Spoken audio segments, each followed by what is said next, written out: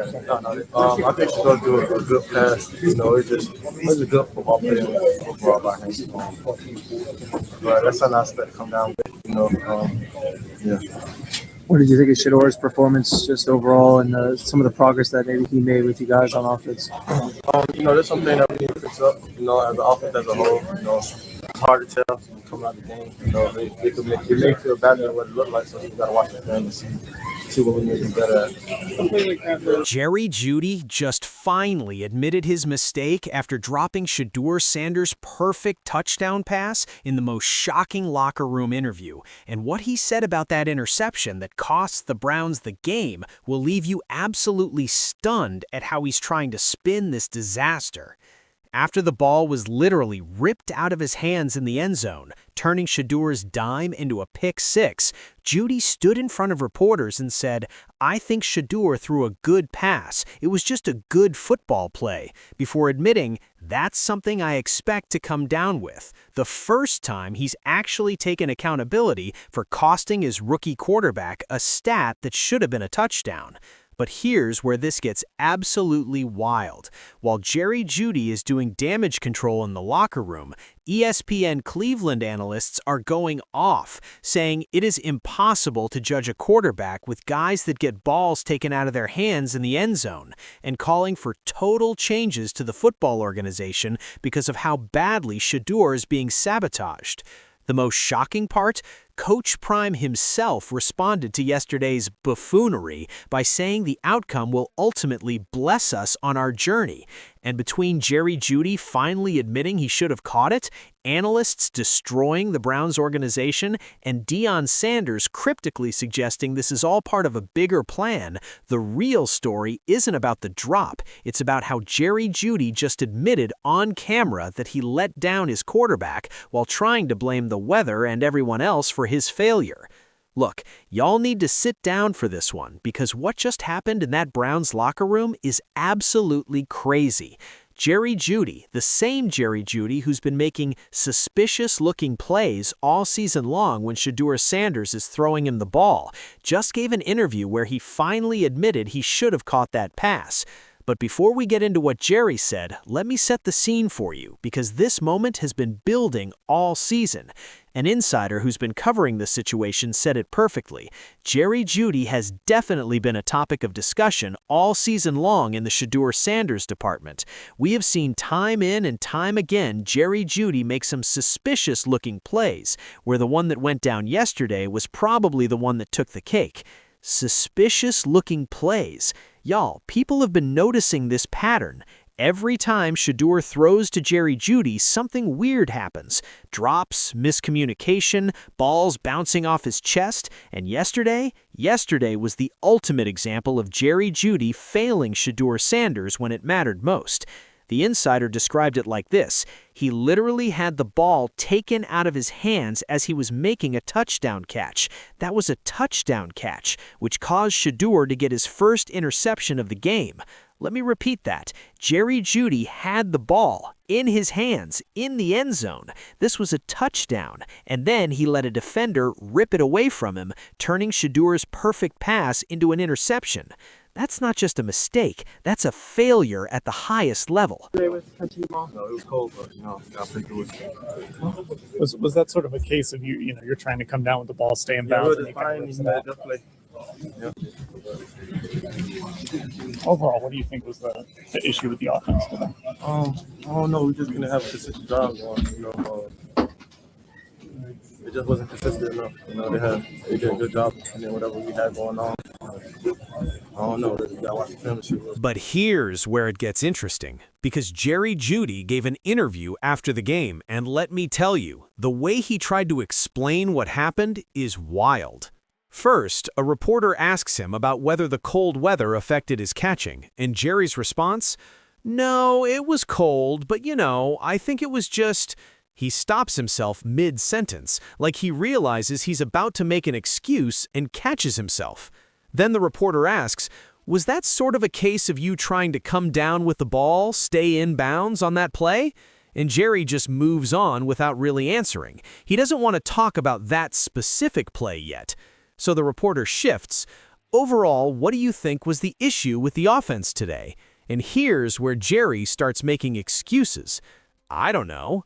We just didn't have a consistent drive going. It just wasn't consistent enough. They did a good job, and then whatever we had going on, I don't know. Gotta watch the film. I don't know. 3 times in that answer, Jeudy said, I don't know. He's deflecting. He's avoiding taking responsibility. He's blaming the offense as a whole instead of admitting his specific failure. Then a reporter asks about the injuries on the offensive line, and Jerry says, of course, but the people that step up, of course, it's kind of hard when you don't got your starters out there, but the backup guys step up. So now he's blaming the offensive line injuries, he's blaming the backups, he's blaming everything except himself. But then a reporter finally asks him directly about the play, the dropped touchdown, the interception, and Jeudy has no choice but to address it. The reporter says, I know you said he made a good play that you expect, and Jerry cuts him off. Yeah, I think Shedeur threw a good pass, It was just a good football play. That's something I expect to come down with. That's something I expect to come down with. Y'all, that's Jeudy admitting he should have caught it. That's him saying Shedeur did his job. The pass was good. I should have made the catch. That's the first time Jeudy has actually taken accountability for one of these suspicious plays all season long. But notice how he sandwiches that accountability between excuses. First, he says Shedeur threw a good pass like he needs to defend his quarterback. Then he says it was just a good football play, like the defender deserves credit for ripping the ball away. Then he admits that's something I expect to come down with. He's taking accountability, but he's doing it in the most minimal way possible. He's admitting fault while simultaneously trying to spread the blame around. But then, here's what makes this whole situation even more crazy. While Jeudy is in the locker room doing damage control, ESPN Cleveland analysts are going nuclear on the Browns organization for how they're treating Shedeur Sanders. One analyst said, and listen to this carefully, it is impossible with the state of this offensive line and with the state of this coaching staff and this offense and guys that get balls taken out of their hands in the end zone, Jeudy, it's impossible to make any kind of judgment on a quarterback. Impossible to judge a quarterback. This analyst is saying you cannot fairly evaluate Shedeur Sanders when his receivers are dropping touchdown passes. You cannot judge his performance when Jeudy is letting balls get ripped out of his hands in the end zone. And then the analyst says this, and I'm not sticking up for Shedeur, I'm just being totally honest. Yeah, he threw 3 picks. He was running for his life. See, even the analyst who's defending Shedeur feels like he has to clarify that he's not just being a fan. He has to say, I'm being honest here, because the reality is so obvious that Shedeur is being set up to fail. 3 interceptions. One of them was Jeudy's fault. A perfect pass turned into a pick because Jeudy couldn't secure the catch. But the stat sheet doesn't show that. The stat sheet just shows Shedeur threw 3 interceptions. That's the injustice of this situation. Then the other analyst goes through a list of everything that went wrong for the Browns. Were there penalties? Of course. Did some of them start drives? Yes. Was there bad clock management? Of course. Was there a bad challenge? Yeah. Was there a bad game plan on offense and defense? Shockingly, yes. Were there bad special teams? Yeah. This analyst is laying out that everything went wrong for the Browns. The coaching, the game plan, the special teams, the penalties, the clock management. And then he asks, how does this guy have a job this morning? He's talking about the special teams coordinator, but the implication is bigger than that. He's questioning the entire coaching staff. He's questioning how Kevin Stefanski still has a job when the team is this dysfunctional. And then he says this about the end of the season. I can't imagine by the end of this finish line that there's going to be any sentiment other than to make changes. Total changes with the football organization. Y'all, ESPN Cleveland is calling for the Browns to blow it all up, clean house, start over. because they recognize that Shedeur Sanders is being sabotaged by an incompetent organization. You know, you can't let one play define your character, define who I am as a football player. You know, that one play out of 102 plays, you know, that was no problem. You know, I just keep pushing, keep playing, you know, let the pass be pass. I guess on a larger scale, the drops, the injuries, just the offense obviously struggles this year. Just how collectively as a group do you guys kind of... But let's go back to Jeudy's interview, because there's more to unpack here. After Jerry admits, "That's something I expect to come down with," a reporter asks, "What did you think of Shedeur's performance just overall and some of the progress that maybe he made with you guys on offense?" And Jerry says, "There's something that we need to fix up as an offense as a whole. It's hard to tell coming out the game. They may feel bad what it looked like, so you gotta watch the film to see what we need to do better, play like that." Again, he's talking about the offense as a whole. He's not giving Shedeur any specific credit. He's not saying Shedeur played well despite the circumstances. He's just deflecting to "we all need to be better." Then a reporter asks, "Do you beat yourself up over something like that, or are you able to just kind of move on?" And Jerry's response is telling. "I'm a ball player. I mean, it's part of the game of football. There's no play that's going to happen like that. Sometimes you don't make it. You can't let one play define your character, define who I am as a football player. One play or two plays. I just keep pushing, keep playing, let it pass." You can't let one play define your character. Y'all, Jeudy is trying to minimize this. He's trying to act like it's just one play that doesn't matter. But this isn't one play. This is a pattern. All season long, Jeudy has made suspicious plays when Shedeur is throwing to him. All season long, he's failed to be reliable. And now, in the biggest moment, a touchdown pass in the end zone, he lets the ball get ripped away. That's not one play. That's a pattern of failure. And notice how he says one play or two plays. He's already admitting it's more than one play, but he's trying to act like it doesn't define him. Well, guess what? When you're a professional wide receiver getting paid millions of dollars and you drop touchdown passes and you let balls get ripped out of your hands and you make suspicious plays every week, yeah, that does define you as a football player. Now, here's what makes this whole situation even more interesting. Coach Prime responded to everything that happened yesterday. An insider reported that Jeudy Sanders posted on social media, "Well, it didn't come out like we wanted it to, but we're thankful that the outcome taught us things that will ultimately bless us on our journey."